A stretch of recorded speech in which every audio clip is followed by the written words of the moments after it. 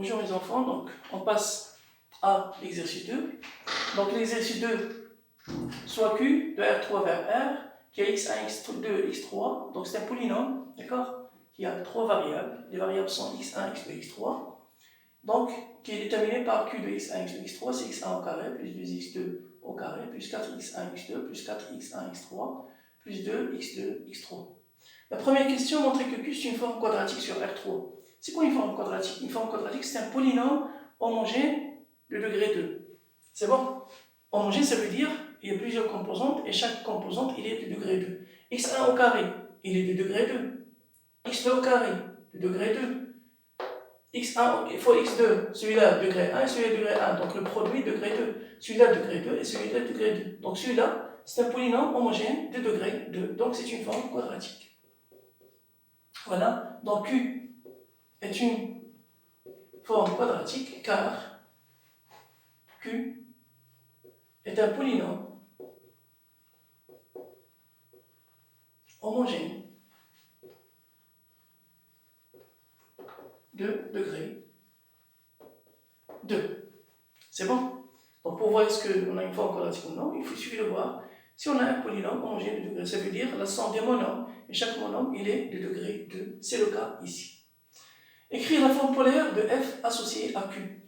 Donc la forme polaire, c'est de R3 au carré vers R.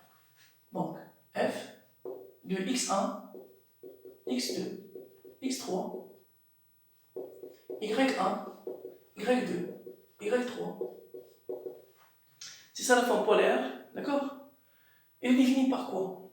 Bien, on pourra utiliser f de x, y, c'est 1 demi fois x plus y moins x moins q de x moins q de y, mais c'est lent. On a vu une technique, c'était quoi? C'est, par exemple, ici vous avez x1 au carré. Bien, x1 au carré dans q, on va la remplacer dans f par x1 fois y1. C'est bon, c'est x1 fois y1.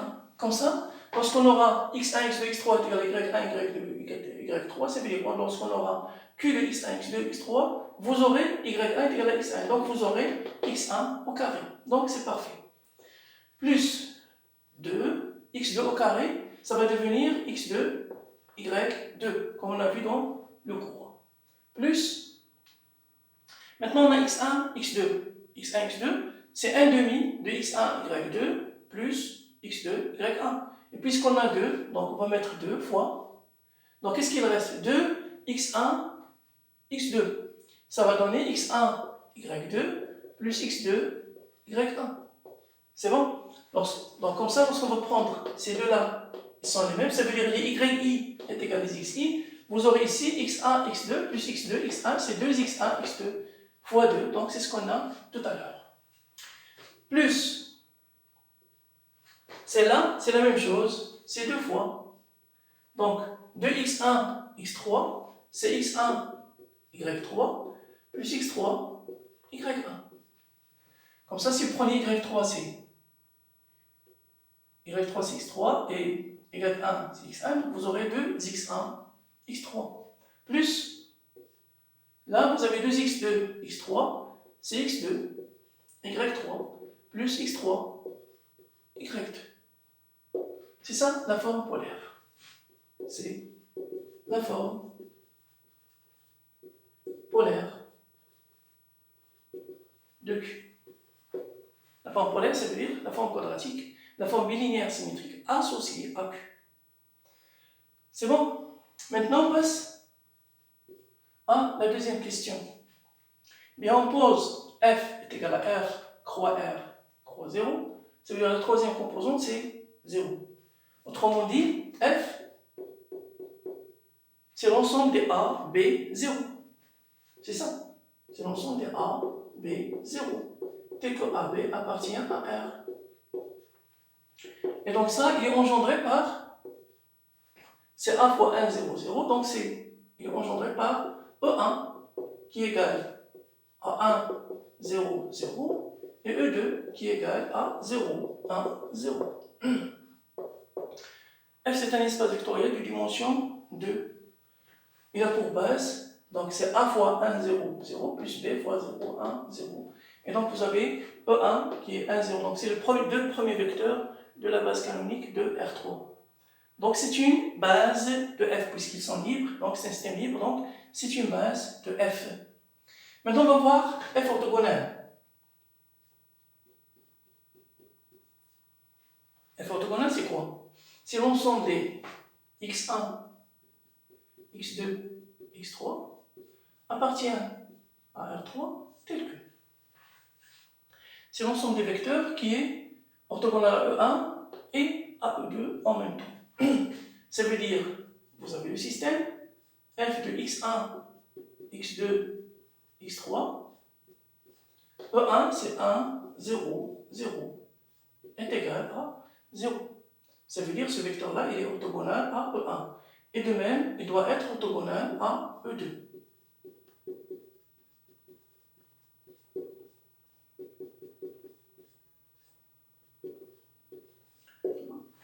Donc vous avez un système qui a deux équations. Donc égal x1, x2, x3. Tel que. Maintenant on va faire ce produit-là. D'après f, bon f c'est ça, c'est bon. Et donc, ça va être quoi?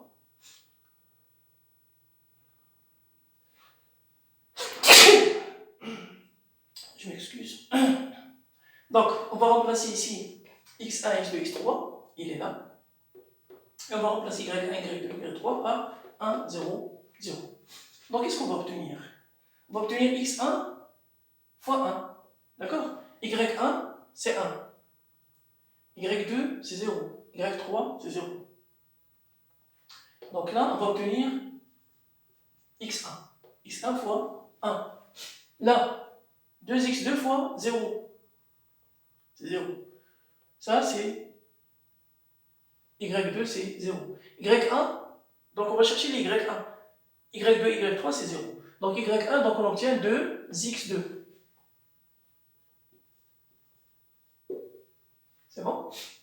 Donc là, le y1, il est là. Donc c'est 2x3. Et là, il n'y a pas de y1, donc tant mieux. Est égal à 0. C'est bon? Parce qu'ici, je rappelle, y1, c'est 1, y2, 0, y3, c'est 0. Et donc, on va chercher les y1, on va les remplacer par 1, les y2, y3, c'est des 0. Donc, vous aurez ici x1 fois 1, c'est bon.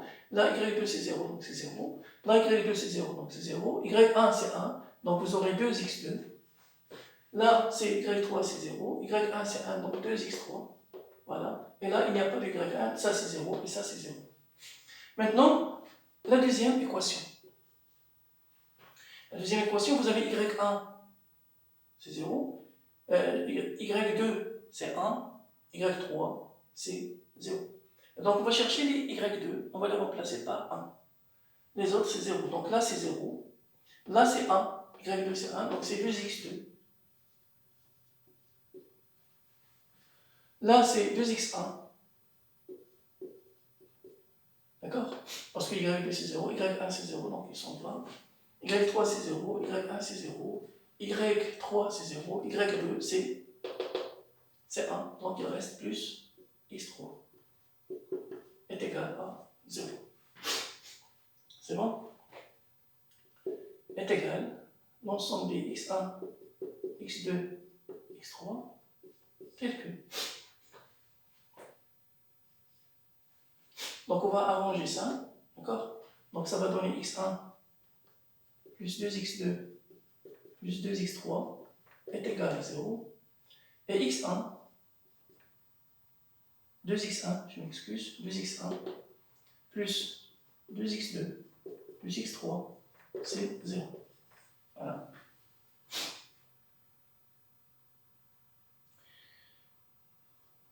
Donc, on pourra remplacer par exemple x1 en fonction des autres. Ou bien on pourra faire, donc vous avez ici 2, 2. Donc si on fait la différence par exemple, donc est égal l'ensemble des x1 x2, x3, tel que. On va remplacer x1. Donc x1 égale, d'après cette équation-là, c'est moins 2x2, moins 2x3. Moins 2x2, moins 2x3. On va remplacer donc x1 par cette valeur-là. Donc c'est 2x1, d'accord, directement. 2x1, donc on va multiplier 2 par ça. Donc ça va donner, donc c'est moins 4x2, moins 4x3. Ça c'est 2x1 plus 2x2 plus x3 est égal à 0.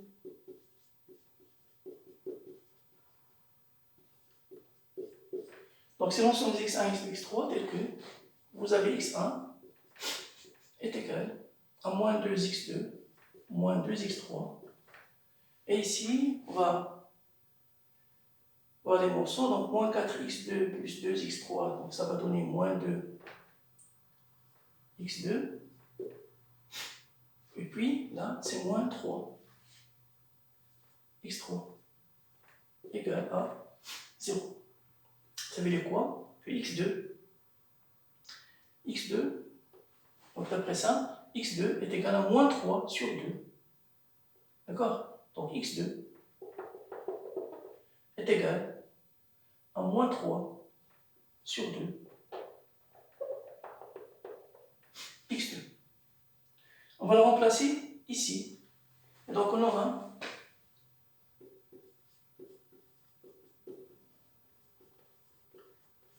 tel que. On va remplacer x2 ici. Donc on aura x1, x2 d'abord.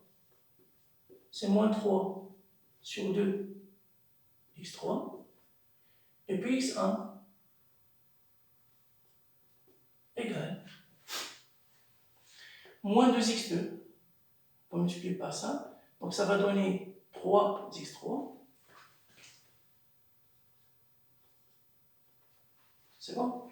Moins 2x3. J'espère que les calculs sont bons. Donc 3x3. 3 moins 2x2. Donc on élimine. Donc c'est 3x3. C'est bien. Moins 2x3. Et ça donne x3. Donc je vais remplacer x1 par x3, x2 par moins 3 sur 2 x3, et puis x3, tel que x3 appartient à R. En général, vous avez deux équations, d'accord? La dimension de R3 c'est 3, vous avez deux équations qui sont indépendantes, donc on va payer deux dimensions, donc il reste la dimension c'est 1. Et donc là c'est 1. Si on factorise par x3, il reste 1, moins 3 demi, 1. Donc c'est 1, moins 3 demi, 1. Voilà. Donc la dimension de f orthogonale, c'est 1. Et une base de f orthogonale, c'est 1, moins 3 demi, 1. Donc 1, moins 3 demi, 1 est une base de f orthogonale.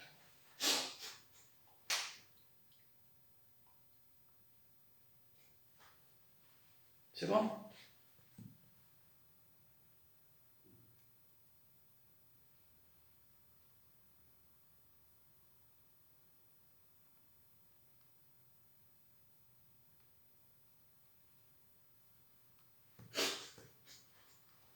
Donc, si c'est clair, on va voir, on va déterminer f inter, f orthogonale. Bon, vous avez f, une base de f c'est E1, E2. C'est bon? Une base de f orthogonale, c'est 1, moins 3 demi, 1. Donc, Supposons que f inter est orthogonal, parce que la dimension de f inter est orthogonale, il va être inférieur ou égal à la dimension de f orthogonale. C'est normal. Parce que f orthogonal, il est inclus dans f inter, f orthogonal. Puisque la dimension de f orthogonale, c'est 1, donc la dimension de f inter f orthogonale, il est inférieur ou égal à la dimension de f orthogonale qui est égale à 1. Ça veut dire la dimension de f inter f orthogonale, ou bien c'est 0, ou bien c'est 1. Supposons que c'est 1. Si c'est 1, donc il va coïncider avec f orthogonale. C'est clair? Donc on va faire ce raisonnement-là, et par conséquent, on aura ce vecteur-là appartient à celui-là. Absurde. D'accord? Ou bien vous avez plusieurs façons pour voir ça. On va essayer de écrire donc une rédaction. Je pense que c'est clair.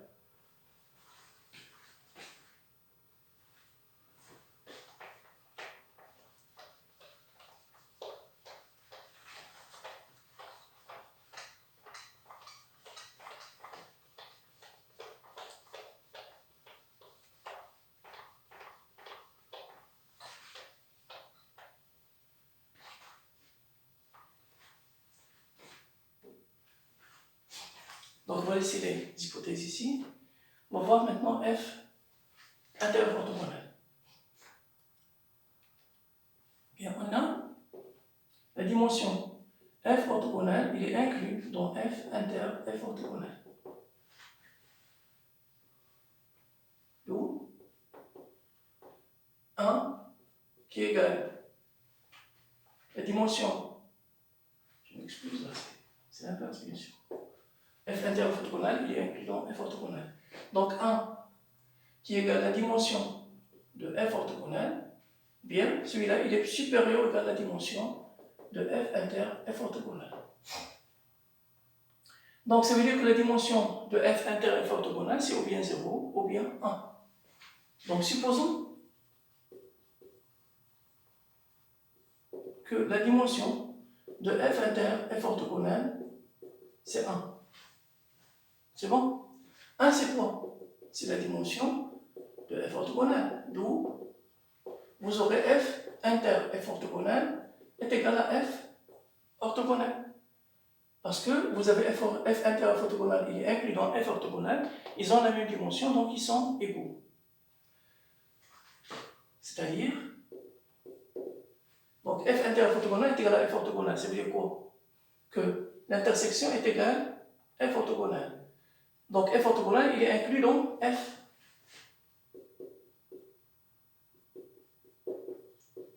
Orthogonal, il est inclus dans f. Donc, si f orthogonal est inclus dans f, donc ce vecteur-là, le vecteur qui est 1, moins 3 demi, 1, qui appartient à f orthogonal, eh bien, il va être inclus dans f. Or, dans f, on a vu que EA, E2, c'est une base. C'est-à-dire qu'il existe alpha et bêta appartient à R, tel que 1, moins 3 demi, 1, est égal à alpha fois le vecteur 1, 0, 0, qui est E1, plus bêta fois 0, 1, 0, qui est égal à alpha, bêta, 0. Donc, qu'est-ce qu'on aura? On aura 1 est égal à 0. Donc, 1 égale à 0. Absurde. C'est bon?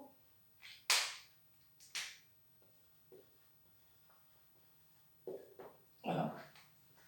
Donc, dimension de f inter f orthogonal est égale à 1, est égal à 0.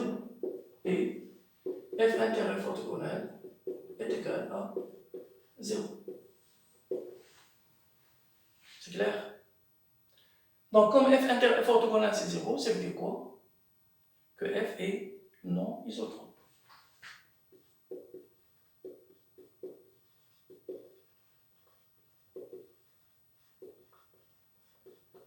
Voilà.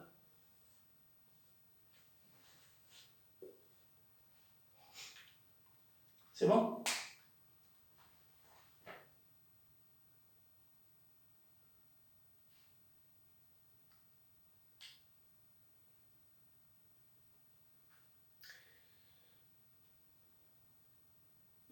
Je répète, vous avez f orthogonal, il contient f inter f orthogonal, et donc la dimension de f orthogonal, il est plus grand que, qui est égal à 1, plus grand que la dimension de f inter f orthogonal. Donc il y a deux possibilités pour la dimension de f orthogonal, f inter f orthogonal, c'est ou bien 0, ou bien c'est 1. Eh bien, on va supposer qu'il est égal à 1, ça veut dire que f inter f orthogonal, ça va être égal à f orthogonal, parce que f inter f orthogonal, il est inclus dans f orthogonal, ils ont la même dimension, donc ils sont égaux. Et par conséquent, le vecteur qui est la base de f orthogonal, il va être appartient à f. Et or, d'après f, vous avez E1 et E2, c'est une base de f. Et donc, on obtient une contradiction parce que ce vecteur-là, 1, par exemple ici, ça va être égal à 0, absurde. Absurde donc, la dimension de f orthogonale, la dimension de f inter f orthogonale, donc il nous reste seulement 0. Et par conséquent, f inter f orthogonale est égal à 0. Lorsqu'on a un espace qui est nul, autrement dit sa dimension est égale à 0, eh bien il n'y a pas de base. C'est clair? Bon, on passe à la troisième question.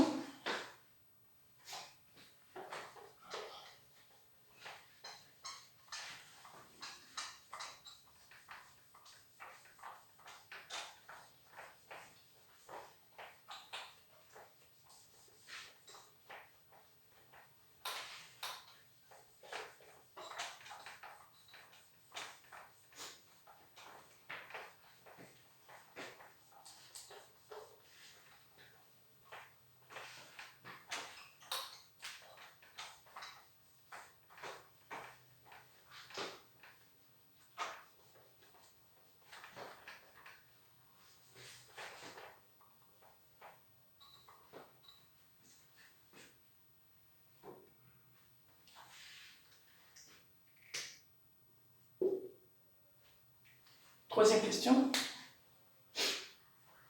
Trouver une réduction de Gauss de Q en précisant une base orthogonale. Donc, pour chercher une base orthogonale, on a vu, donc, une base orthogonale, ça veut dire tout simplement que Q, dans cette base orthogonale, ça va être la somme des xi, un scalaire fois les xi au carré. Ça veut dire qu'il faudra mettre Q sous forme de somme et différence de carré. C'est bon. Avec ce changement de variable, on va obtenir une base orthogonale. Donc, en petit 3, on a Q de x1, x2, x3. On va essayer de mettre Q de x1, x2, x3 sous forme de somme et différence de carré. On va commencer par x1. On a x1 au carré. Bien, on va regrouper avec x1 tous les composantes où on a x1. On a x1 ici et ici. C'est bon? Et donc, on va créer le début d'un carré. Donc ça, c'est x1 au carré plus 2 fois x1 fois le reste. Le reste, c'est quoi? C'est x2 plus x3. C'est bon? Qu'est-ce qu'il reste? Il reste plus 2 x2, x3, je m'excuse, plus d'abord, plus 2 x2 au carré, plus 2 x2, x3. Ça, c'est le début d'un carré. C'est quoi ce carré-là? C'est x1 plus x2 plus x3, du taux au carré. C'est x1 plus x2 plus x3, du taux au carré. Donc ça donne x1 au carré, il est là. Ça donne 2 fois x1 fois ça, c'est ça. C'est bon. Qu'est-ce qu'il reste? Eh bien, il y a plus x2 plus x3, le tout au carré. On n'a pas, il faudra le retrancher. Donc x2 plus x3, le tout au carré. C'est bon? Parce que ça, c'est comme ça. Donc maintenant, on est réglo. C'est x1 au carré, il est là. 2x1 fois x2, il est là. Plus x2 plus x3 au carré, moins x2 plus x3 au carré. Donc, c'est parfait. Plus 2x2 au carré, plus 2x2, x3. Donc, la technique de la réduction de Gauss, c'est quoi? C'est très important. Lorsqu'on va créer un carré, il faut au moins une inconnue disparaisse. C'est clair. On a ici créé un carré autour de x1. Eh bien, il n'y a plus de x1 ici. Sinon, si on s'amuse à créer comme ça des carrés, on aura plus de carrés que le rond. C'est bon? Donc, l'idée principale, c'est quoi? On crée un carré, il faut qu'une inconnue disparaisse. On a créé un carré autour de x1, il n'y a pas de x1 ici. C'est bon? Donc, on continue. C'est x1 plus x2 plus x3 au carré.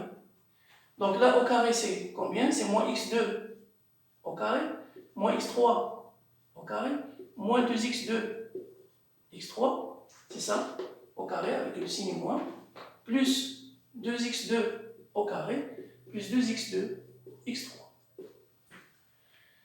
Bon, là vous avez moins 2x2 x3, plus 2x2 x3, ils s'envolent. C'est clair? Qu'est-ce qu'il reste? Moins x2 au carré plus x2 au carré, donc ça va donner x2 au carré, donc est égal à x1 plus x2 plus x3 au carré plus x2 au carré. Donc, voilà, moins x3 au carré. Voilà.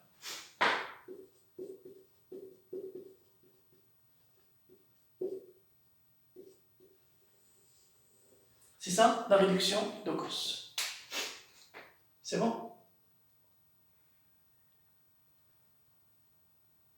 Donc, on va répondre déjà à la quatrième question. C'est quoi la signature? Ici, Q de E1, Q de V1, c'est 1. Donc ici, positif, positif, négatif. Donc c'est 2, 1. La signature, c'est de 1. Et le rond, c'est 2 plus 1, c'est 3. Donc il est non dégénéré. Bon, on va voir ça dans la quatrième question. C'est bon. Maintenant, précisons une masse.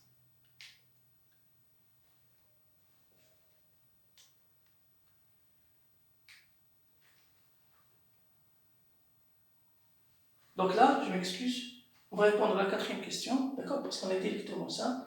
Et bon, comme ça, même si on efface ce tableau-là, ce n'est pas un problème. Donc la quatrième question, on n'a pas encore terminé la troisième, on passe à la quatrième. La signature de Q, c'est combien? Vous avez un carré positif, un carré positif. Donc deux carrés positifs, un carré qui est négatif. Donc c'est 2, 1. Et donc le rond de Q, c'est 2 plus 1, c'est 3. Donc Q est non dégénéré. C'est bon? C'est ça la quatrième question. C'est tout. Comme ça, on va voir, donc, chercher une base orthogonale d'une manière plus simple.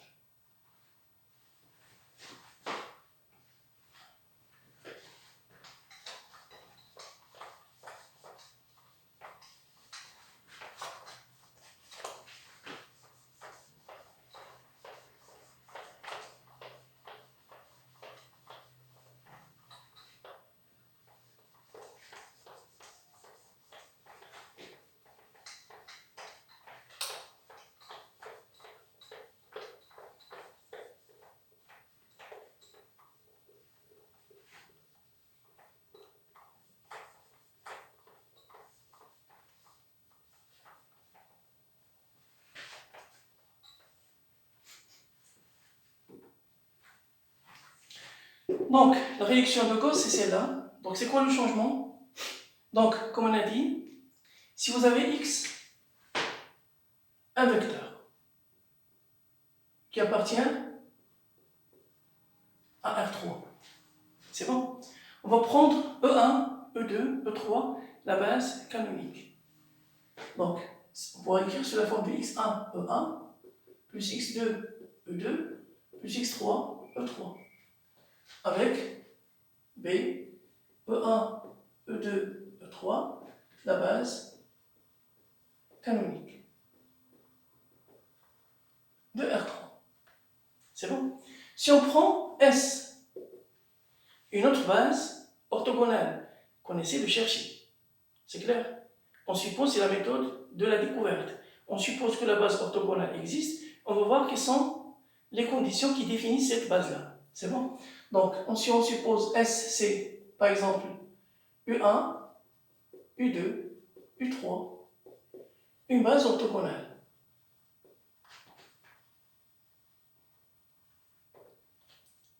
Donc ce x-là, je peux l'écrire aussi sous la forme de grand x1, u1, plus grand x2, u2, plus grand x3, u3.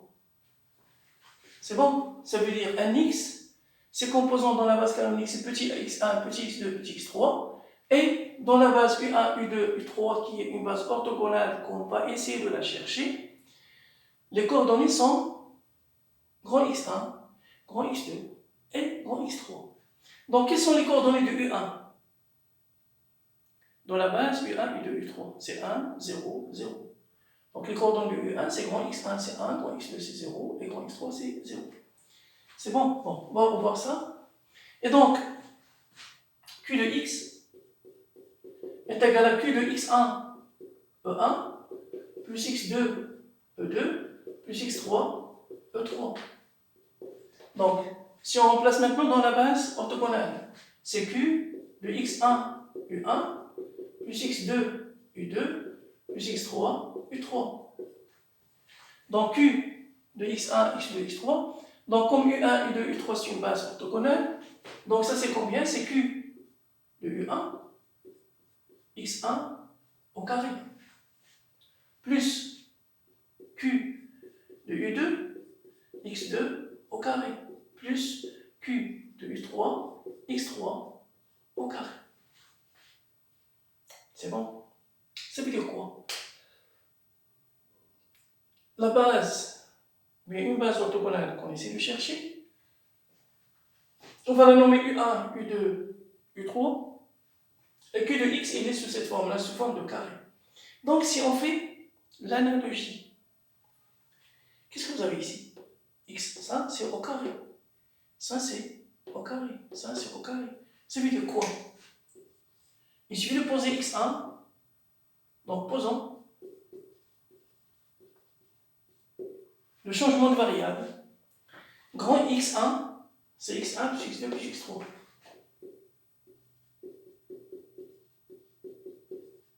C'est bon? Grand x2, c'est x2. Grand x3, c'est petit x3. Dans ce cas-là, c'est quoi q de u1? Q de u1, ça c'est 1.